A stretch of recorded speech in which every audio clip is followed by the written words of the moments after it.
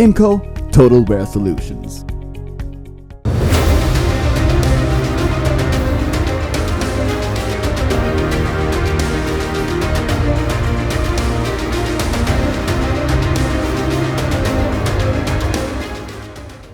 हम लोग देख रहे हैं कि there is already a shift from manual labour to mechanical, right? पर मुझे ये पूछना था कि ये शिफ्ट क्यों हो रहा है, क्योंकि जैसे कि कंट्रीज़ लाइक मेक्सिको या अमेरिका में जहाँ पे लोग मैकेनिकल हार्वेस्टिंग यूज़ कर रहे हैं क्योंकि वहाँ पे लेबर बहुत एक्सपेंसिव है, बट इंडिया जैसे कंट्री में आपको क्यों लगता है ये शिफ्ट क्यों हो रहा है? It's a good subject to have a conversation on mechanical harvesting for the sugar industries. Right. But if you see the trend in past 8 to 10 years, so this trend is going to be changed. Right. So initially मतलब ये आप already देख रहे हैं, ये already आ गया है? हाँ, 2012 से 2013 से ये ट्रेंड स्लोली कन्वर्ट हो रहा है इनटू मैकेनिकल हार्वेस्टिंग, बिकॉज जो सेकेंड जनरेशन है जो लेबर्स है वो सेकेंड जनरेशन का जो इशू है, अभी नेक्स्ट जनरेशन कोई है नहीं है कि जो मैनुअल हार्वेस्टिंग में जो ये काम करना चाहता है। पैसे का प्रॉब्लम नहीं है, इट इज दैट वो लोग को वो अच्छा, इट्स नॉट अबाउट द ये, but it's about the labour की जो second generation is nobody interested to go into the manual harvesting, right? So all are educated, बराबर। तो मोस्ट ऑफ द पीपल्स और most of the factories right now last 8 years 10 years में almost 80-90% sugar factories have converted into mechanical harvesting, right? So initially उन्होंने start किया with 2 machines 5 machines. आप ये industry में कितने मतलब कब से है? When did you start working in the sugar industry? I have been working in sugar industry since 2007. 2007. So almost 18 years. Almost 18 years. Almost 18 years. Wow. तो how was मतलब 18 years, let's say 2007 में you're saying that 100% पूरा manually था, मतलब वो time पे harvester कुछ दिखते थे वो टाइम पे? नहीं, ये जो ट्रेंड स्टार्ट हुआ है आफ्टर मे बी 2010. आफ्टर 2010. अच्छा. सो अभी का जो रेशियो है, the ratio is around may B 20% plus जो है मैनुअल हार्वेस्टिंग में most of the factories convert हुए हैं, राइट? तो 80% मैनुअल है और 20% मैकेनिकल हार्वेस्टिंग में फैक्ट्रीज कन्वर्ट हो गए हैं सो फार. मतलब आई थिंक एक चीज़ मुझे जानना था कि जब हम लोग मैनुअल कह रहे हैं और मैकेनिकल कह रहे हैं, ये एक्चुअली होता क्या है? मतलब ये जो मैनुअल और मैकेनिकल होता क्या है? It's a very basic definition. अच्छा. मैनुअल हार्वेस्टिंग जो है which is purely cut by hand. अच्छा. एंड तो मतलब बेसिकली आपका गन्ना का क्रॉप और शुगर केन का क्रॉप उगता है 12 फीट तक जाता है, तो फिर ये लोग क्या करते हैं? ये लोग नीचे से एक्चुअली जो एक सिंगल क्रॉप है it should be grown minimum for second और थर्ड ईयर्स. तो वंस यू प्लांट तो ये 2 से 3 बार आप उसका बेनिफिट लेना चाहिए. अच्छा. तो एक बेसिक डेफिनेशन है. अच्छा. हाँ. अच्छा, गॉट इट. और तो basically when they are manually harvesting the crop, वो लोग पूरा ही मतलब जड़ से नहीं उखाड़ रहे. नहीं. वो लोग दे आर जस्ट एक 1 इंच 2 इंच उन लोग छोड़ देते हैं डिस्टेंस पे ही उन लोग हार्वेस्ट करते हैं. और ऊपर का जो ट्रैश है, अच्छा, वो भी उन लोग बाय हैंड कट करके, ट्रैश मतलब वो जी घास और वो सब जो लीव्स है बेसिकली, हाँ, तो वो भी ऊपर से ट्रैश कट करके by manually by hand, right? जो प्योर केन है वो ट्रैक्टर में उन लोग मैनुअली उन लोग लोड करते हैं और वही cane going to be the factory, right? तो फैक्ट्री में फिर ये केन जाता है. ये केन से फिर ये केन को वो लोग आर दे ऑलवेज मतलब tilting it into the cane carrier, और मतलब हमेशा वो टिल्ट करते कि ग्रैबर अनलोडर से फीडर टेबल्स पे उन लोग लोडिंग करते हैं. फीडर टेबल से जो आउटपुट है it is going to be cane carrier. अच्छा. और केन कैरियर से आपका प्रिपरेशंस एंड देन एक्सट्रैक्शंस. अच्छा. तो ये हो गया आपका मैनुअल. तो मैनुअल में you are saying that basically अगर आपका लेट्स से 4 एकड़ का ज़मीन है, 4 एकड़ बहुत ज़्यादा, पर 4 एकड़ से भी बड़े फील्ड्स तो रहेंगे ऑब्वियसली. 4 एकड़ का लेट्स से आपका ज़मीन है, उससे ज़्यादा है, तो हार्वेस्टिंग के टाइम पे you are hiring manual labours. वो ऑब्वियसली आपके पास इतने लोग नहीं रहेंगे, तो यू आर हायरिंग पीपल, वो आप they are coming to your field and then they are sickle लेके इंडिविजुअली एक एक क्रॉप करके. अच्छा, वो लोग ऐसा कर रहे हैं. अच्छा. एंड फिर when you say mechanical, what is mechanical? Mechanical it's a special kind of machine which is specifically designed to cut the sugar cane. और ये जो है as you discuss on manual में एक सिंगल शुगर केन आपको एक 6 feet 8 feet का केन आपको मिलता है. Right. If you see in mechanical में उसके 6-8 इंच के सेगमेंट्स में कन्वर्जन होता है डायरेक्टली. अच्छा. So there is this kind of provision in the machine कि वहाँ होल केन नहीं आता है. तो what is this machine called? Harvester. It's a harvester. अच्छा. अच्छा. तो ये हार्वेस्टर में एक सिंगल होल केन नहीं आता है. राइट. तो वो होल केन ने 6 इंच 8 इंच में कटिंग करके वो फिर टिल्टर में उसको डंप किया जाता है बाय कैरियर बाय कन्वेयर. अच्छा. तो दे ऑलरेडी 6 to 8 इंचेस में कट करके. तो देन मतलब व्हाई इज इट दैट जैसे आप कह रहे कि 2010 से ये ट्रेंड चालू हुआ था और अभी तक मतलब 20% has been converted. 20% is not a small amount. 20% is definitely मतलब आई थिंक 500-600 फैक्ट्रीज में से 20% big number. So why do you think कि ये 2010 से चालू हुआ था? मतलब आपका क्या ओपिनियन है इस पर कि 2010 से चालू हुआ था, आज हम 2024 में हैं, तो why did it take x amount of 14 years to pick up? या इट्स व्हेन दे रियलाइज कि स्लोली लेबर्स का इश्यूज आ रहा है, प्रॉब्लम्स आ रहा है. राइट. तो most of the factories have decided to convert into mechanical harvesting. तो the harvesting part of the sugar making process is also the responsibility of the farmer, or is it the responsibility of the sugar factory? It's a responsibility of the sugar factory. अच्छा. तो ये harvester जो ये harvester तो महंगा रहेगा ना? मतलब एक हार्वेस्टर नया या whatever, I think there are some Shaktiman new or there are some other companies. There are many manufacturers like you can say New Holland, then right. John Deere, right. Shaktiman. Right. अच्छा. So then these harvesters are like must be 50-60 lakhs.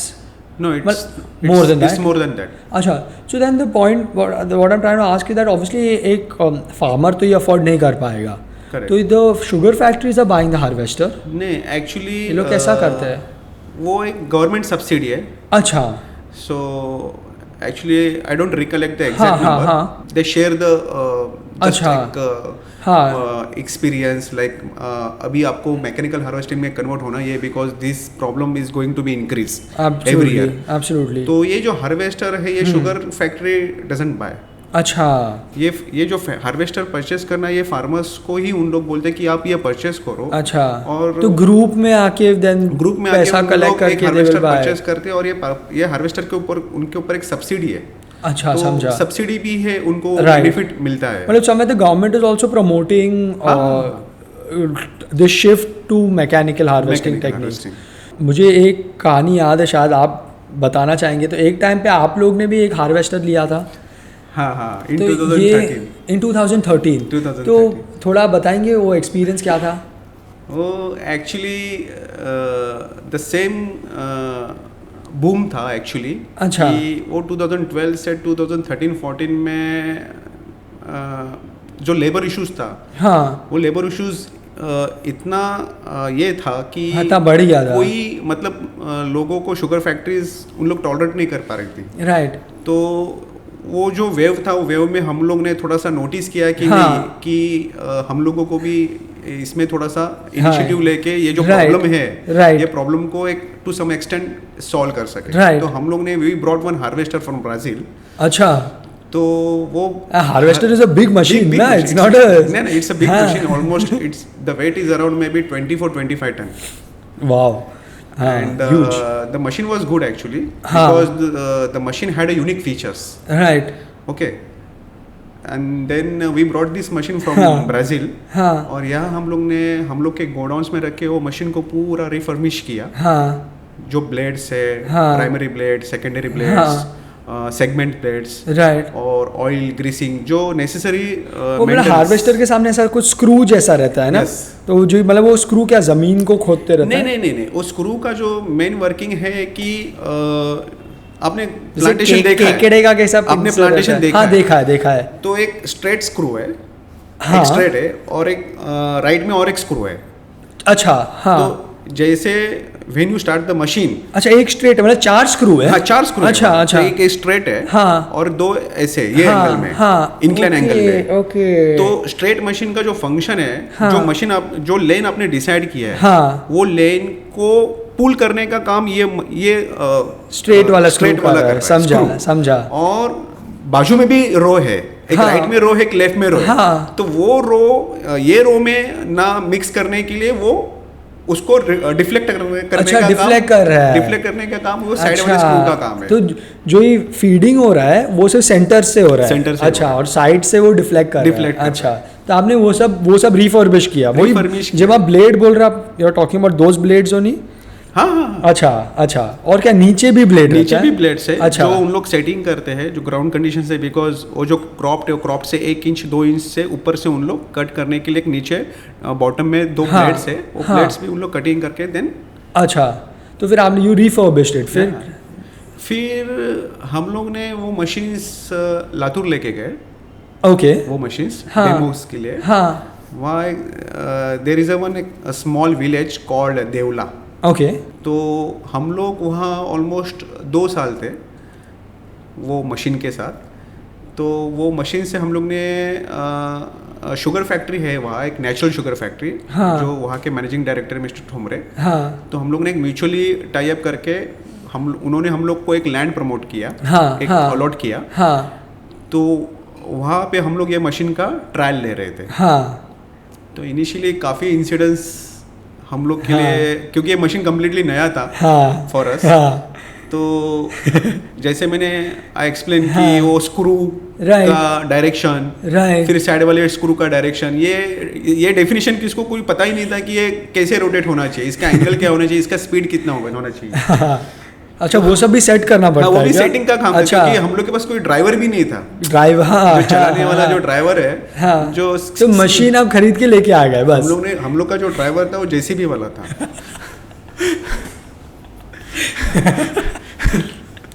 which is very different from harvester। हम लोग ने जो driver higher किया था वो JCB driver था। तो ये मशीन तो इसने भी पहली बार ही देखा रहेगा ना। मशीन तो सबके लिए न्यू था। हाँ, तो ईच एंड एवरी पार्ट सबके लिए नया था। तो इनिशियली जो लैंड हम लोग को अलॉट किया, तो लैंड हम लोग को अलॉट किया, हम लोग ने वो पोजीशन पे हार्वेस्टर लाया। हाँ, तो जहाँ हम लोग ने हार्वेस्ट का पोजीशन था, हाँ, उसका जो वेयरहाउस था, हाँ, वेयरहाउस से वो जो लैंड अलॉट किया था, हाँ, which was around may B 1 or 2 kilometre. अच्छा, तो वो 2 किलोमीटर क्रॉस करने के लिए the machine took 30 minutes. Okay, slow because अभी के मशीन्स में टायर है, राइट। तो वो मशीन्स में वो जो पूरे व्हील ये थे, जैसे टैंक में रहता है। अच्छा, क्या बोलते हैं उसको? हाँ, कुछ बोलते हैं ना उसको। हाँ, तो वो एक एक्चुअली डिसएडवांटेज था मशीन का। तो that's why the machine took maybe more than 20-30 minutes to reach to that particular location. Right. तो जैसे मशीन वहाँ पहुँची, तो वहाँ हम लोग ने नारियल वगैरह फोड़ के हम लोग ने स्टार्ट किया, क्योंकि वो एकदम फर्स्ट डे था। हाँ, और ऑल वेर एक्साइटेड कि बाबा क्या कैसे होने वाला है, कटिंग कैसे होने वाला है, क्या है ये मशीन। हाँ, तो मल्टीपल्स लोग थे गांव से आए थे वो मशीन देखने के लिए कि मशीन क्या परफॉर्म कर रहा है, कैसे परफॉर्म कर रहा है। तो हम लोग ने जैसे स्टार्ट किया मशीन, तो मशीन के जो स्विच थे सब हम लोग ने ऑन किए, मोड्स, बट नोबडी नोज कि how to operate this machine.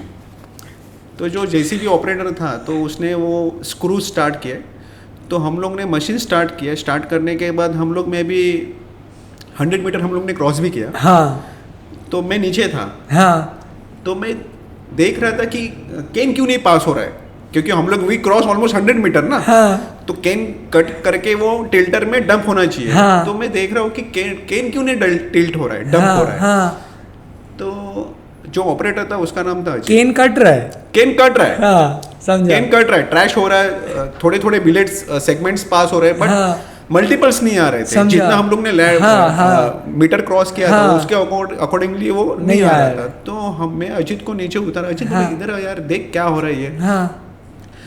तो मशीन के फंक्शन तो ऑन है। तो हम लोग ने देखा कि जो 100 मीटर जो पास किए, उसके और जो कैन हम लोग जो कट कर रहे थे वो कैन कट नहीं हो रहा था, वो ये मोड में जा रहा था। हाँ, सिर्फ बेंड हो रहा था। हाँ। तो नीचे के ब्लेड्स भी ऑन है, हाँ, स्क्रू भी ऑन है, हाँ, तो सब फंक्शन ऑन है, हाँ, तो ये बेंड क्यों हो रहा है? तो फिर मैं मशीन के फ्रंट डायरेक्शन में गया, हाँ, तो अजीत को बोला कि मशीन एक बार ऑन करो, तो हम लोग ने रियलाइज किया कि वो जो स्क्रू है, हाँ, वो अपोजिट डायरेक्शन में रोटेट हो रहे थे। समझा।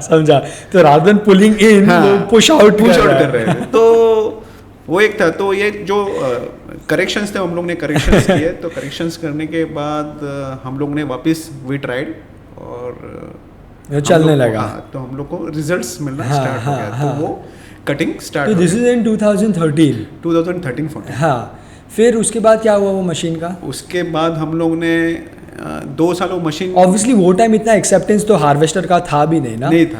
और अगर हार्वेस्टर मतलब ये मशीन को घूमने को भी तो काफ़ी स्पेस था। बिकॉज क्या है कि यहाँ if you see the Indian ground condition, as per mechanical harvesting the gap should be between 2 rows minimum 4 feet।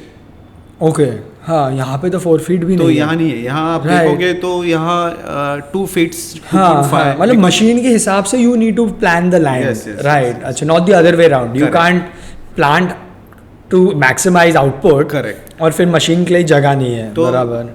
Mechanical harvesting के लिए एक तो फर्स्ट क्राइटेरिया है कि जो रो है शुगर कैन के, the gap between 2 rows should be minimum 4 feet। Tyre whatever row जाने मिनिमम 4 feet। बराबर।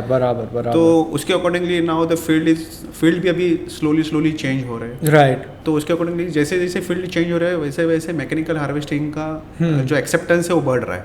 अगर ये मैकेनिकल हार्वेस्टिंग जो आइडियली मतलब जैसे ऑस्ट्रेलिया आया, अमेरिका आया, ये जगह पे जहाँ पे लेबर बहुत महंगा है और यहाँ पे उनकी ज़मीन भी उतनी ज़मीन अवेलेबल है। यहाँ पे इंडिया में पॉपुलेशन ज़्यादा है, तो आई थिंक लैंड पार्सल्स भी छोटे क्योंकि यहाँ 2 ब्रदर है, 3 ब्रदर है। हाँ, तो जो लैंड है वो पूरे 3 लोगों के 4 लोगों में डिस्ट्रीब्यूट हुई है। राइट। जैसे हम ब्राजील बोल रहे हो, वहाँ 10-10 एकड़, 50-50 एकड़। अब once you start the machine, तो आपको सीधा 1 acre मिलता है, सीधा जाता है। एब्सोल्युटली।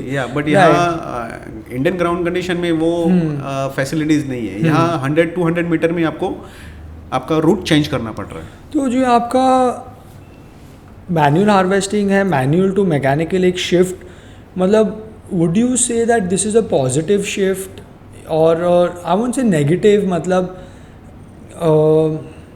एक तरह में पॉजिटिव तो लग रहा है क्योंकि इस मतलब ये I think that do you think that this is cheaper for the factory? नहीं, it's a quite expensive actually. अच्छा, it's a quite expensive, but वो उनको कंसीडर करना ही पड़ेगा, कंसीडरिंग द फ्यूचर रिक्वायरमेंट। हाँ, मतलब वो जो किच पिच कॉन्स्टेंटली विद द फार्मर वो सब हो रहा है, वो सब at least they are able to avoid. तो जो हैंड कट है, हैंड कट और मैकेनिकल में क्या फ़र्क हो जाता है? मतलब in terms of operation, in terms of मतलब एक हमको अगर डिस्टिंग्विश करना पड़े कि हैंड कट में मतलब एक चीज़ जैसे सामने आती है कि स्पीड ऑब्वियसली मैकेनिकल में ज़्यादा रहेगा। करेक्ट।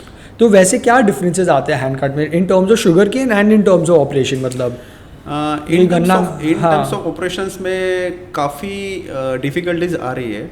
अच्छा।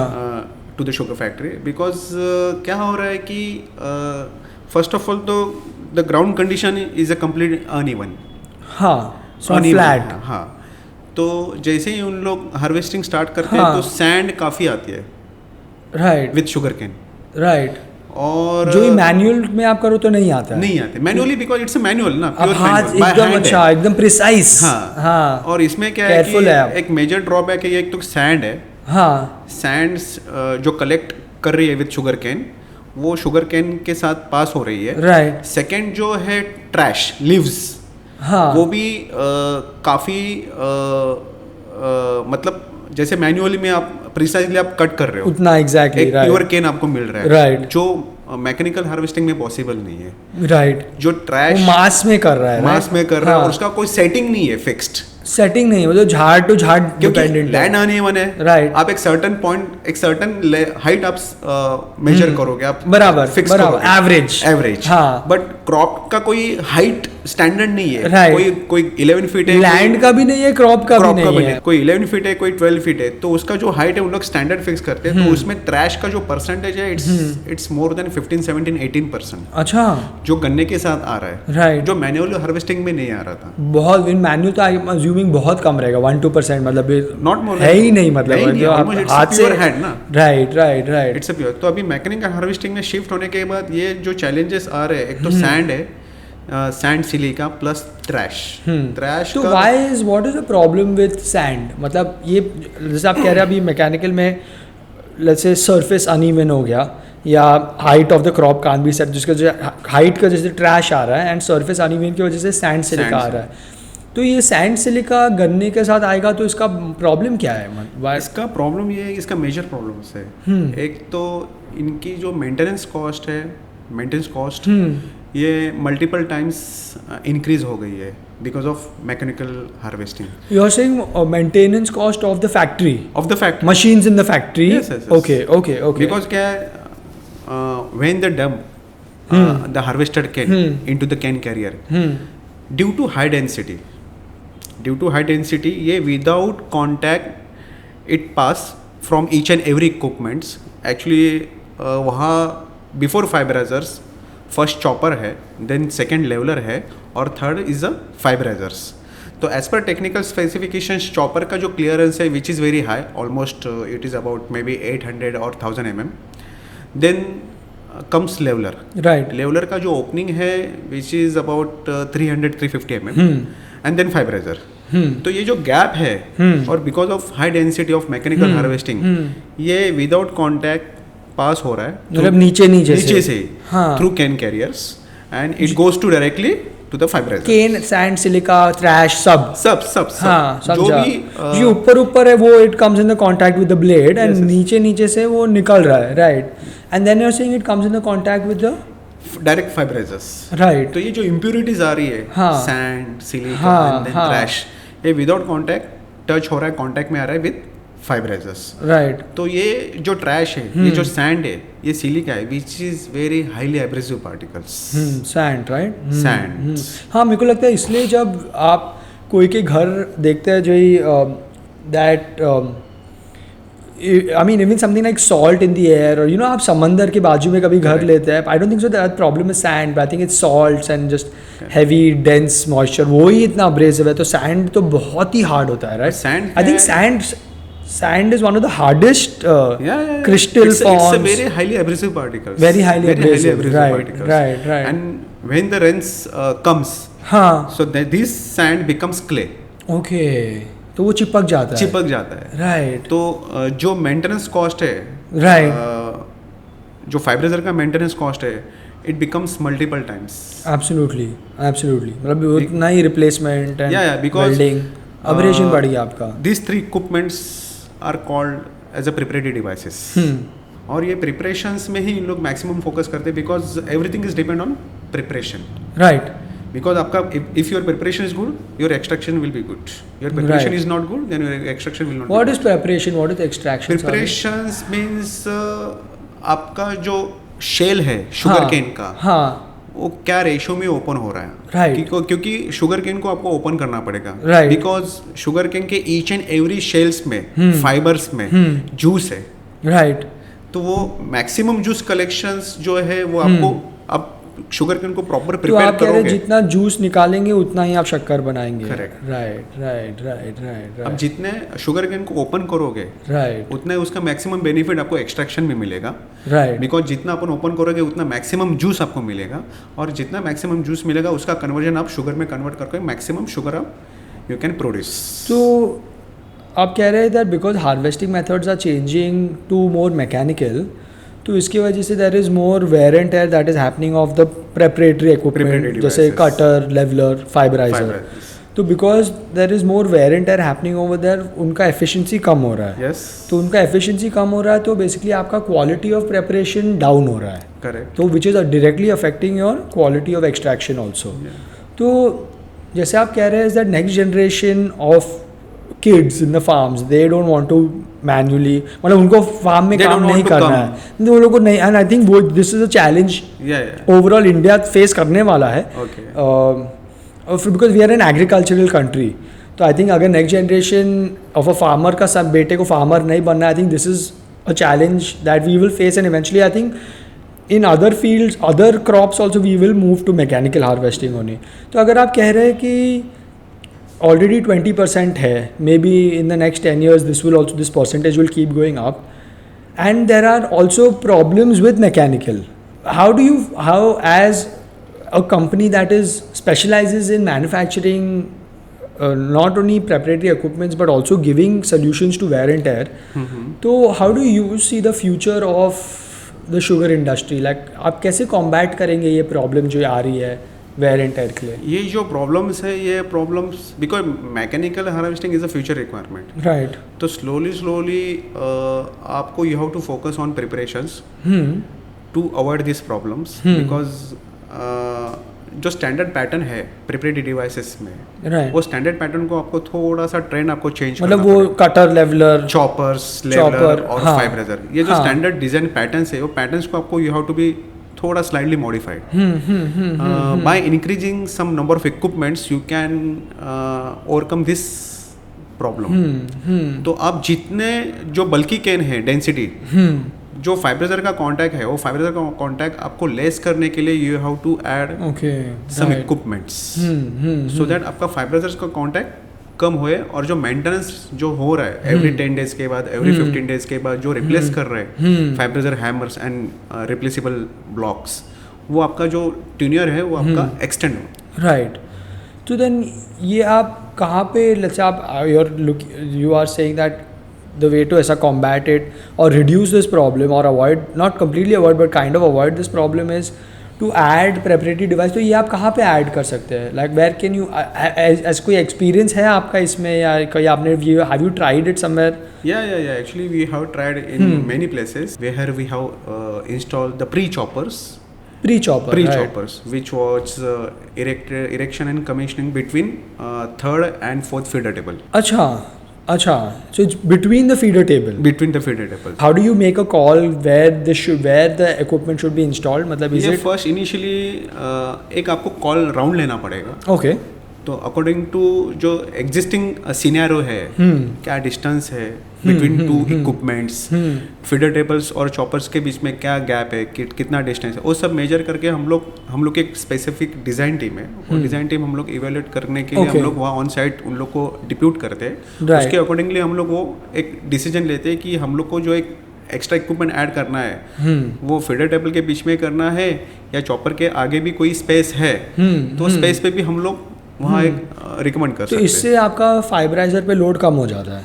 Yes. Okay, may be this might become वो जो वो ऑलरेडी एग्जिस्टिंग सेटअप है, जो चॉपर लेवलर, ये मेरे को I think in the future what do you think ये चेंज होना ही है 100%. मतलब more preparatory devices will be required, because आप जैसे जैसे मैकेनिकल हार्वेस्टिंग का कन्वर्ट हो जाओगे, वो कन्वर्ट होने के बाद ये जो प्रॉब्लम है, ये प्रॉब्लम इंक्रीज होने वाला है, ना डिक्रीज होने वाला है. तो इंक्रीज होने के लिए, ये प्रॉब्लम को एलिमिनेट करने के लिए आपको number of equipments, number of contacts आपको इंक्रीज करना पड़ेगा.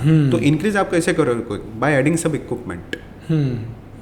बट देन आपके एक्सपीरियंस में, I mean you been in this industry 18 years, आप ऑलमोस्ट हर शुगर फैक्ट्री इंडिया में गए हैं.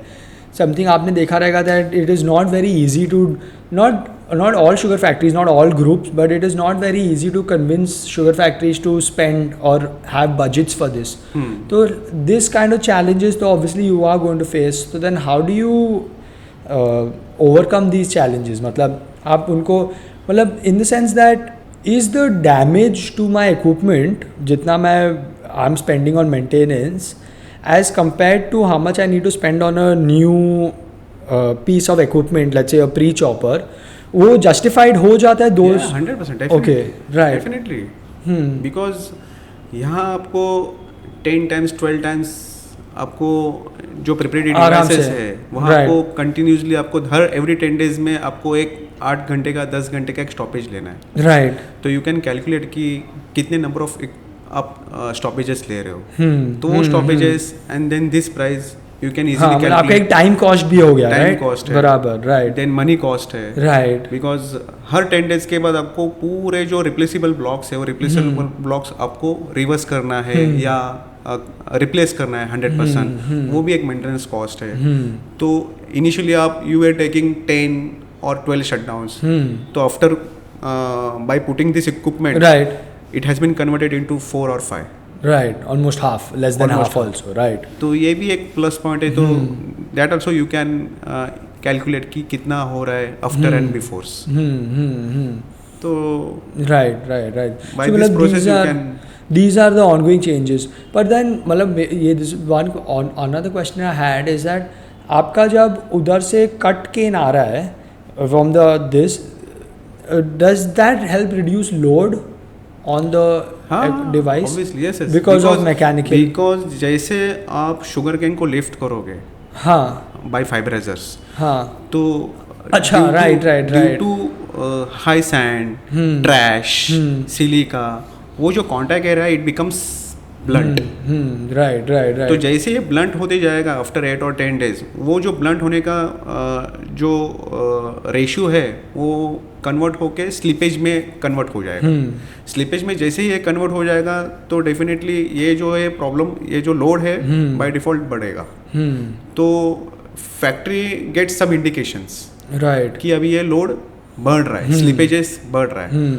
तो वो इंडिकेशंस मिलने के बाद उन लोग they plan for shutdown. And just generally to a fiberizer, मतलब what are the changes that you can make to a fiberizer in order to improve efficiency? मतलब अगर मेरे पास ऑलरेडी एक एग्जिस्टिंग फाइबराइजर है जिसमें मेरे पास फॉर एग्जांपल एक सिंगल पीस एनविल है, तो can I convert that into a split type anvil? Yeah, definitely you can convert. You can convert. Yeah, you can convert. While maintaining the same dimension and everything. Same dimension, same can carry weight, same swing dia, right, same number of pockets. Right. So you can convert into split types. Split type is a always good design. Split type मतलब 2 piece हो गया. 2 piece. Right. तो उसमें why is split type a better design? Because initially you set one setting, like feed, center and discharge. हाँ, मतलब जहाँ से केन enter हुआ, मतलब just for a common audience I'm explaining. Feed is feed मतलब अब केन का entry point, right, feed अच्छा, then center, and then discharge, the exit point. तो initially उन लोग सेट करते हैं 140-150 mm, सेंटर में 80-90 mm और डिस्चार्ज में 20-25 mm. ओके. तो ये जो सेटिंग है, ये जो केन क्वालिटी है, राइट नाउ एक्चुअली हम लोग स्टार्ट करते हैं crushing in the month of November, जहाँ विंटर है, जब विंटर होता है, राइट, राइट. तो स्लोली विंटर के बाद समर आता है, राइट, गर्म हो तो जाता है. समर में जैसे आप as soon as you enter into summer, तो शुगर केन का जो क्वालिटी है ये चेंज होता है, बराबर. तो सुक्रोज कंटेंट जो है वो सुक्रोज कंटेंट्स कम होते हैं और sugar cane becomes harder, right. तो वो टाइम जो रिजल्ट्स मिलने चाहिए वो रिजल्ट्स मिलते नहीं है, वो ड्रॉप हो जाते हैं. तो to get the results like PI, वो पीआई मिलने के लिए वो जो सेटिंग्स है वो सेटिंग्स को थोड़ा सा उन लोग को मॉडिफाई करना पड़ता है, राइट. तो जो इनिशियली उन लोग जो रखते हैं 20 mm या 25 mm, वो by 2 mm, by 4 mm, by 5 mm उन लोग वो सेटिंग कम करते हैं. तो सेटिंग कम करने के लिए वो स्प्लिट टाइप जो एनविल है वो हेल्प करती है, because of it's a 2 piece ना. ओके, तो you are able to control. अगर if it is 1 piece, then आप अगर आप सेटिंग करते हो तो ये सेकंड साइड उड़ जाती है. मतलब आपने फीड कम किया तो डिस्चार्ज में इफेक्ट होता है, और आपने डिस्चार्ज को इफेक्ट किया तो फीड में इफेक्ट, राइट. आप दोनों को कंट्रोल नहीं कर सकते, राइट. तो दैट्स व्हाई एक्चुअली 2 piece. अच्छा, तो पर 2 piece में you are able to control feed and discharge, तो you are able to maintain better pressure, dimensions both sides, feed and discharge you can, right. Because आपने mention किया एक point जहाँ पे आप कह रहे थे कि द स्लिपेज इंक्रीजेस, मतलब शुगर फैक्ट्री ये देखते हैं कि स्लिपेज बढ़ गया है. I think by looking at the cane preparation also maybe they are able to say कि स्लिपेज बढ़ गया है. तो मैं वही सोच रहा था कि ये स्लिपेज अवॉइड करने के लिए what are they able to do? तो एक तो I think maybe annual setting, does that help in? Yeah, annual segment is there. Annual Super block types. Then Right, the super block. Right. So I can give examples like African ground conditions. जहाँ हम लोग ने Africa is having more than 20-21% fibres. Oh, so high. Yeah, so high. And India में है not more than 14, 15 और 16. Right. Yeah. तो Africa में ये 21% फाइबर है, and then 3% more than 3% sand and silica. तो वहाँ हम लोग ने जो regular 3% sand silica, it's very high, it's very high. And 12 months rain. India में अपना एक 4/3, 4 months winter, summers and right.